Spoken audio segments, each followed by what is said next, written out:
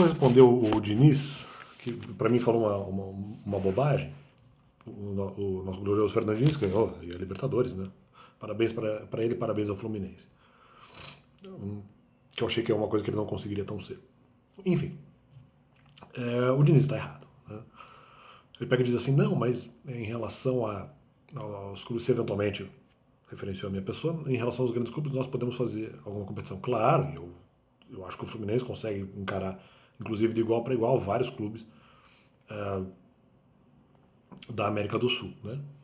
Vários clubes grandes da América do Sul, com maior folha de pagamento e com um elenco, pelo menos no papel, mais qualificado que o do Fluminense. E mesmo assim o Fluminense conseguiu despontar e ser campeão da América.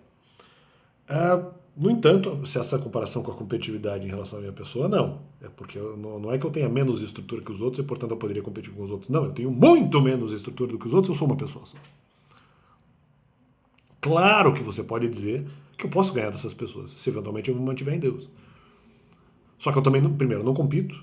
Segundo, eu não estou em Deus o tempo inteiro para responder e para liberar minha imagem em relação às acusações que ocorram. Então, sim, individualmente, não, vocês estão totalmente errados. Eu não tenho menos estrutura que o ocultismo. Eu tenho muito menos estrutura que o ocultismo, que outras nações, que outros grupos que eventualmente ataquem a minha amável pessoinha. E mesmo até em contextos menores, né?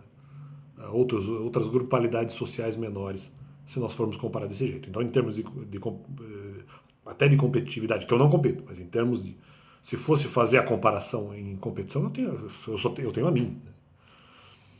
Né? Eu tenho a mim e tenho a Deus quando eu estou em Deus. Então, não é bem isso, né? Porque em termos estruturais, é óbvio que se você for considerar apenas o elemento humano, todas essas estruturas que eu falei possuem um grau maior de facilidade, inclusive para acesso a informações, do que eu, que tenho acesso individual. Então, não é só uma questão de o Fluminense poder competir contra outros clubes de maior expressão e de maior investimento. Não, é pior do que isso. Eu estou eventualmente sendo atacado por entidades muito maiores do que eu. Né? Ou mesmo algumas não tão maiores, mas ainda também com mais recursos do que eu.